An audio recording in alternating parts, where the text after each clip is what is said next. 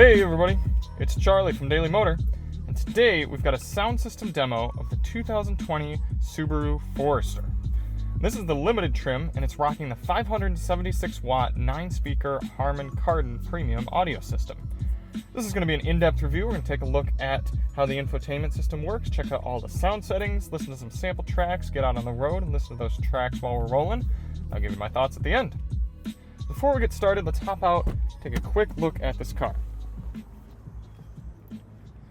As I said, this is the limited trim, and it's rocking the 2.5-liter naturally aspirated boxer motor, and that really helps with its drivability when paired with the continuously variable transmission. If you don't believe me, check out our full review. Link to that will be in the description when it posts. You can also check out our highway fuel economy test with this car and see how good of mileage it gets without screwing with that turbo. Let's take a look at speaker grill locations here. Now we should be able to find about 9, but sometimes they put 2 speakers behind one grill, so let's see what we can find. We got 1 with the Harman Kardon badging there, 2, 3, 4. Doesn't look like there's a center speaker. I don't see any sort of speaker grill for a center speaker. So we got 4 up front. In the back we got 5, 6. I don't see any more on the doors. I'm willing to bet that those front speakers have two speakers behind the grill there. 5, 6. Nothing up here. Do have the subwoofer, that's 7.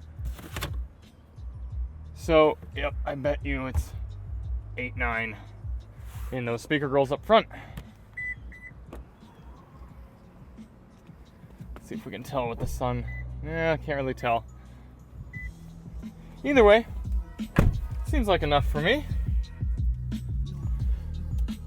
We always do these tests with uncompressed WAV audio files on a USB drive plugged directly into the audio system and high-quality binaural microphones in both of my ears, giving you the most realistic audio system experience on YouTube.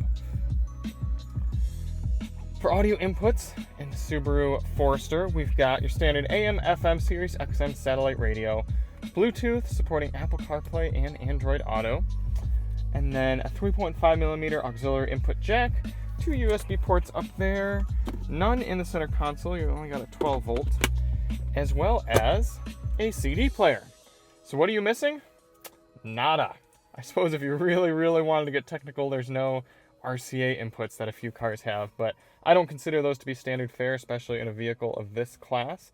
So you're not missing anything between your CD player and your 3.5mm auxiliary input jack.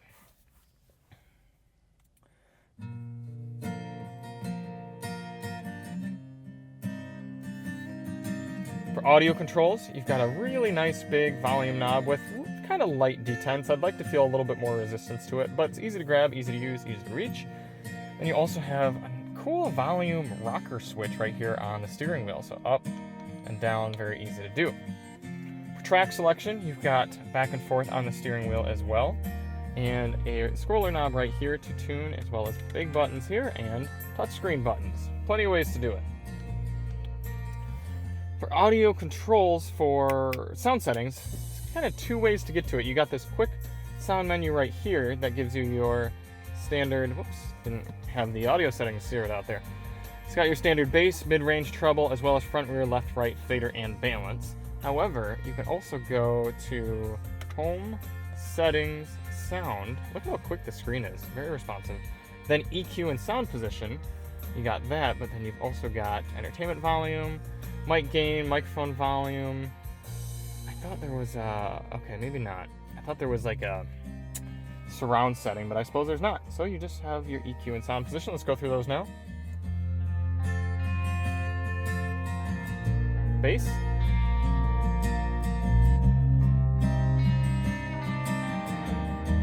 Mid-range.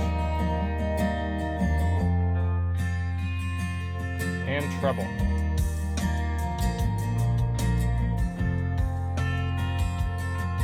Pretty easy to adjust. Decent amount of variation there. Okay. Very easy to get back and forth between your media inputs here, your disc, aux, Bluetooth, USB, and then radio. Very easy to switch back and forth as well. Very clear inputs on the side. Overall, a very easy to use infotainment system, and I much prefer this smaller screen to the larger screens in some of Subaru's other cars. This one's more responsive, and it doesn't delegate the HVAC controls to the screen. I like just having good, easy to use HVAC controls, and then leave the mapping and the media here. So let's get on the road. Music dips out just for a quick second. Start up the car.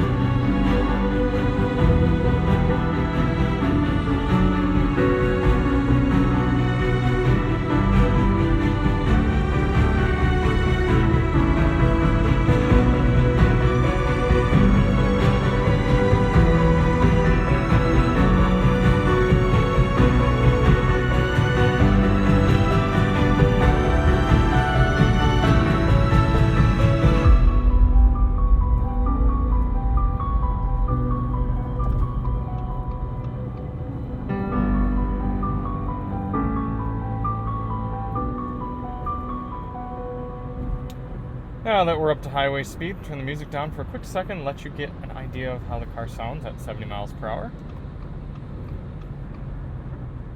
We do have a good amount of traffic around us, but not too bad. Not really any road noise. This is a decently quiet section of highway. Engine's cruising at 2,000 RPM, not loud. You can hear the cars around us through the windows, but wind noise is not too bad either. Alright, let's get this next track going. For those of you who watch our sound system tests regularly, you know that this track can really make or break an audio system, really test the limits. So let's see what happens here in the Forester.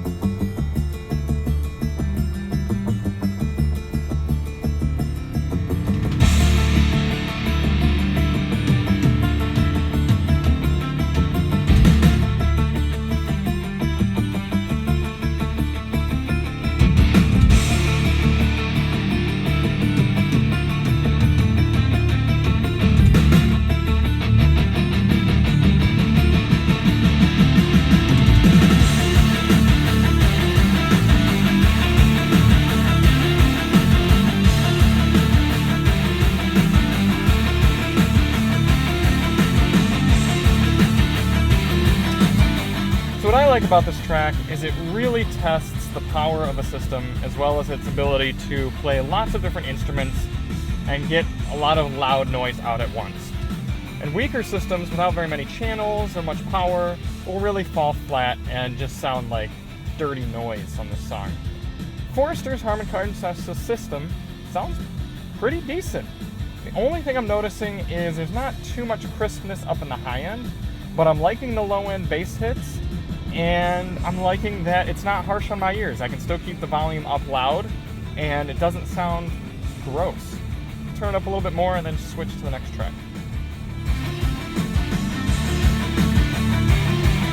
So you get those pretty satisfying bass thumps. Not quite as much as maybe that Mark Levinson style system, but it's pretty good.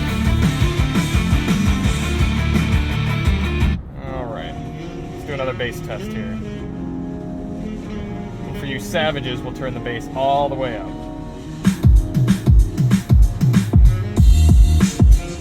Here's mid-level bass, no adjustments. You can see the mirrors vibrating, and the outside mirrors vibrating as well. Let's do full bass. Alright, at this point I can feel my leg hairs shaking, and I can really see the vibration in both ears. That's about enough of that.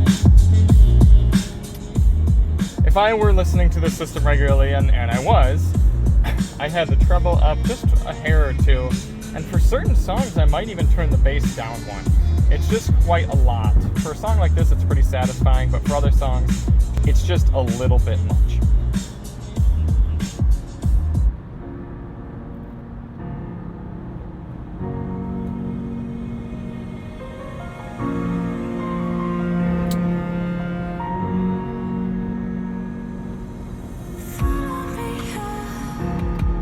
So final thoughts on the Harman Kardon sound system in the 2020 Forester. Guys, I'm going to be honest with you, this might be the best audio system I've heard at $33,000. With only 9 speakers, but at 576 watts, tuned by Harman Kardon, it's putting out some serious power, it's putting out some crisp sound, and it's sounding good on every sort of music I've listened to. I've listened to everything from talk radio, classical, heavy metal, hip-hop, alternative rock. It all sounds good on this system, and I'm really, really impressed. The only part where it's lacking just a little bit is the super high-end crispness. But even in this song, listen to those high hits. It comes through pretty nicely.